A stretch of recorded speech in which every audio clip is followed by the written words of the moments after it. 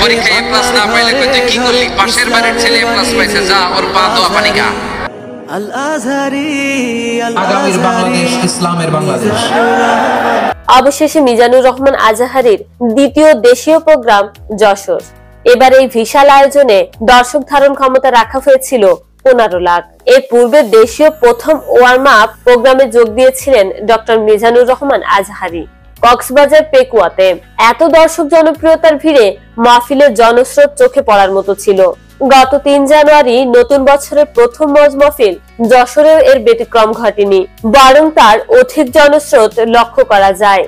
মিজানুর রহমান আজাহারী একাই যেন দেশ ও দেশের জনতার নতুন রোল মডেল, ইসলামিক আইকন হিসেবে। তার প্রতিটি মাহফিল যেন এক একটি জনস্রোতের বহমান নদী। তার একটু বক্তব্য শোনার জন্য অধীর আগ্রহ নিয়ে মাহফিলের স্থানে 2 দিন আগে থেকেও বসে থাকতে দেখা যায় শত শত মুসাল্লিদের। এবারে যশোরের মাহফিলে বর্তমান দেশের নায়ককে দেশের জনশক্তি হিসেবে কাজে লাগানোর উপর বিশেষ নজর ও জনশক্তিকে কাজে লাগিয়ে দেশের সম্পদে রূপান্তর করা যায় সেদিকে বিশেষ নজর দেওয়ার দাবি জানিয়েছেন তিনি। আরো বলেন, বাংলার সংসদ আমরা কোরআন দিয়ে সাজাতে চাই। এর পূর্বে কক্সবাজার পেকুয়াতে দেশের জনশক্তিকে এক ঐক্যের কথা বলেন মিজানুর রহমান আজাহারী এবং দেশের মানুষকে এক মিলন গাঁথার দায়িত্বের কাজে নিজেকে বিলিয়ে দিতে বলেছেন তিনি। তার সঙ্গে দেশের প্রতিটি ছেলে মেয়েদের ইচ্ছের উপর প্রাধান্য দেওয়ার কথা উল্লেখ করেন মিজানুর রহমান আজাহারী। একটা এ প্লাস, একটা এ গ্রেড একটা মানুষের জীবনকে ঠিক করে দিতে পারে না। আপনার ছেলেকে আল্লাহ অন্যদিকে যোগ্যতা দিয়েছে, ওদের মনোবল ভাঙবেন না। খবরদার, খবরদার, ছেলে মেয়েদের মনোবল ভাঙবেন না।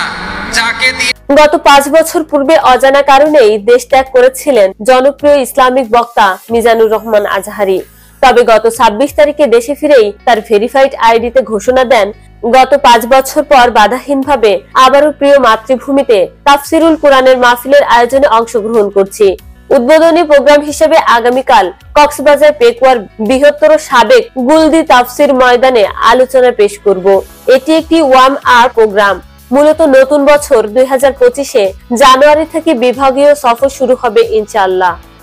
ডক্টর মিজানুর রহমান আজাহারীর 25-এ প্রথম বিভাগীয় প্রোগ্রাম যশোরে হলেও আগামী 11 তারিখ সিলেটের তৃতীয় প্রোগ্রামে যোগ দিতে পারেন তিনি। এর মধ্যেই যশোরের 3 জানুয়ারির প্রথম বিভাগীয় মাহফিলের আনুষ্ঠানিক কার্যক্রম শেষ।